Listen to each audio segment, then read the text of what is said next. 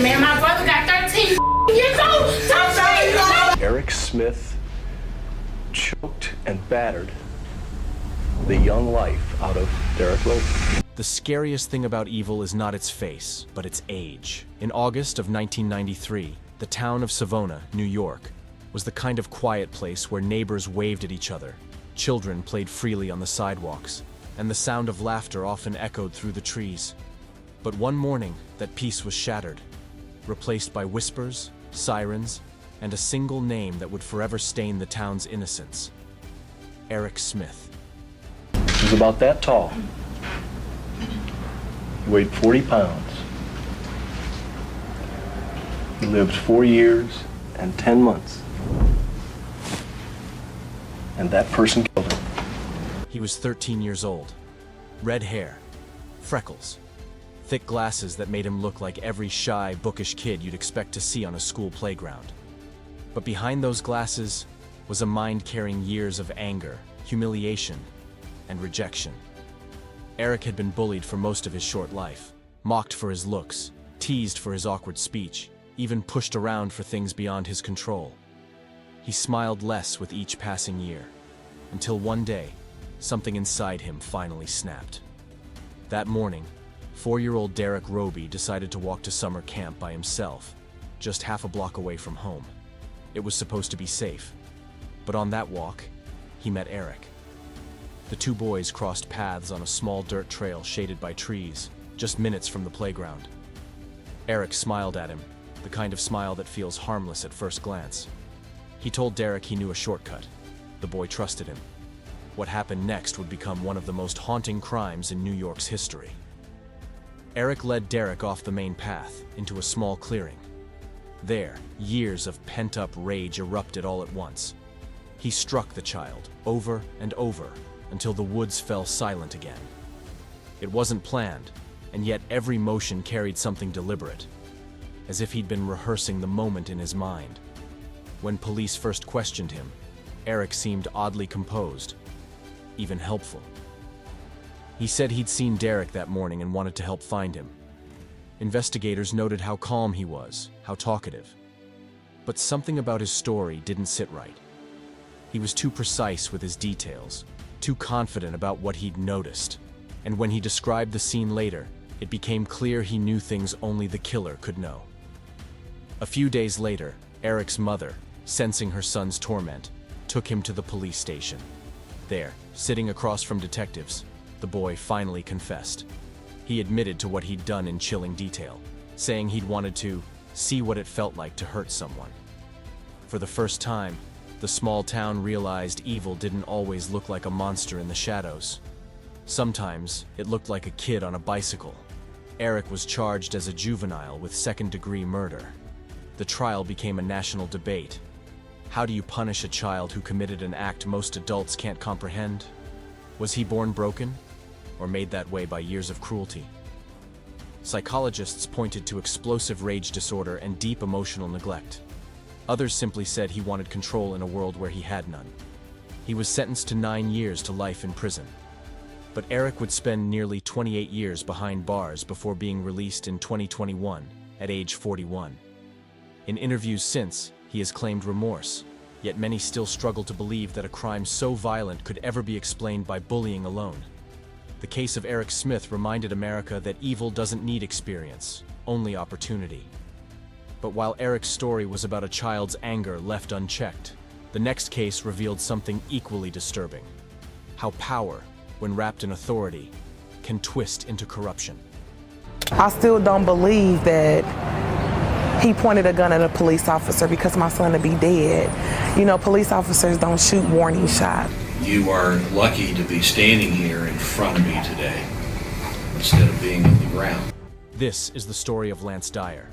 For years, Dyer wore a badge, a police officer in Georgia, respected in his community, the kind of man parents pointed to as a role model. He believed deeply in control, not just of others, but of himself. But the irony of control is that those who crave it most are often the ones who lose it first. Lance's colleagues noticed it before the headlines ever did. A change in tone, small lapses in judgment, decisions that blurred the line between enforcement and ego. he began taking risks, bending procedures, cutting corners that no officer should. Still, people looked the other way. He was one of them. But one night, during a domestic disturbance call, everything fell apart. The confrontation began as routine, an argument between partners, a tense but familiar scene. Dyer arrived alone, calm but rigid. Witnesses later said they saw a shift in his demeanor, from composed to confrontational, a growing aggression that didn't match the situation. Then, within seconds, words became violence. A flash. A shot. Silence.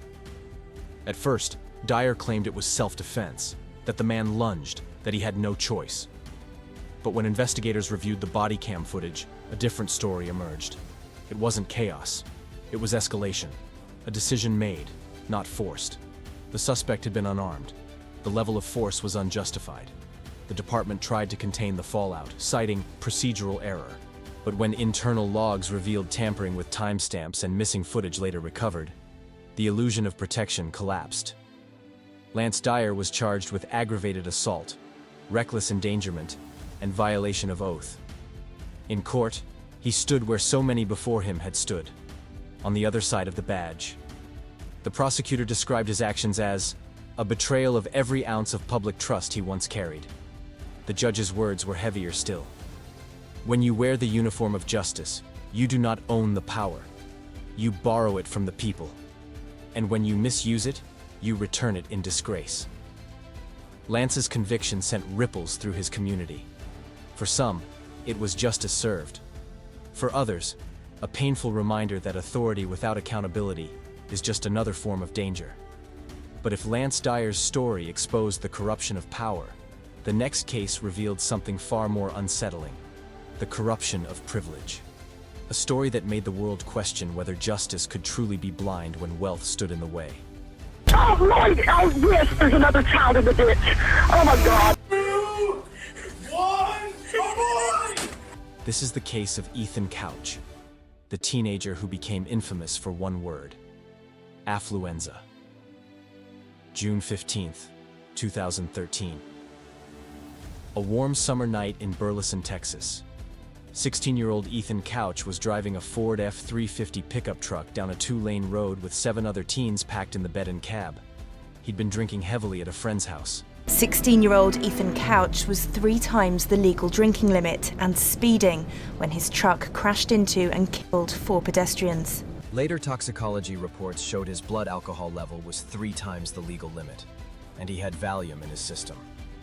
As he sped down the road, nearly 70 miles per hour in a 35 zone, he lost control. The truck veered off, plowing into a group of people helping a stranded motorist. 4 were killed instantly. 9 others were injured, including one of Ethan's own passengers, who was left paralyzed for life. What came next would ignite one of the most controversial trials in modern legal history. Ethan's defense team argued that he was a victim of his own upbringing, that his wealthy parents had raised him without boundaries, without consequences, and therefore, he couldn't understand the gravity of his actions. They called it affluenza, a supposed condition of privilege. The idea sounded absurd, like a satire of justice itself. But in the courtroom, it worked. Instead of a 20-year prison sentence, Ethan was given 10 years of probation and therapy. No jail time, no accountability. The public erupted in outrage. Families of the victims sat in disbelief as the gavel fell. The phrase, "too rich to care," became synonymous with Ethan Couch. His case became the face of a broken system, one that seemed to forgive wealth while punishing poverty. 2 years later, Ethan violated his probation when video footage surfaced showing him at a party surrounded by alcohol. When authorities moved to arrest him, he disappeared. It turned out he and his mother, Tanya Couch, had fled to Mexico. They were found weeks later in Puerto Vallarta, living in a rented villa, using fake names. The man who once claimed he didn't understand consequences was now running from them. Upon extradition, Ethan was sentenced to 2 years in jail for violating probation. His mother was also arrested for aiding his escape. Yet even then, public outrage didn't fade. It deepened, because justice, for once, seemed powerless against privilege. Ethan's case raised a haunting question. What happens to a society when consequence no longer applies to the comfortable? From Eric Smith's bottled-up fury, to Lance Dyer's moral decay, to Ethan Couch's shield of wealth. These stories, though wildly different, share a single thread.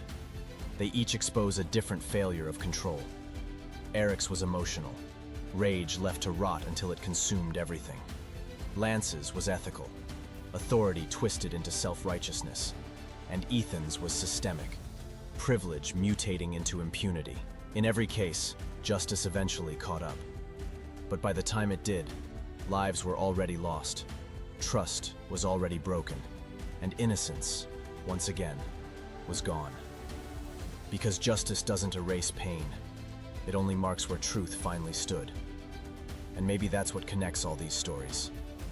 The quiet reminder that whether it's a child driven by rage, an officer blinded by power, or a teen raised without restraint, when empathy dies, the line between human and monster disappears completely. The courtroom becomes not just a place for verdicts, but a mirror.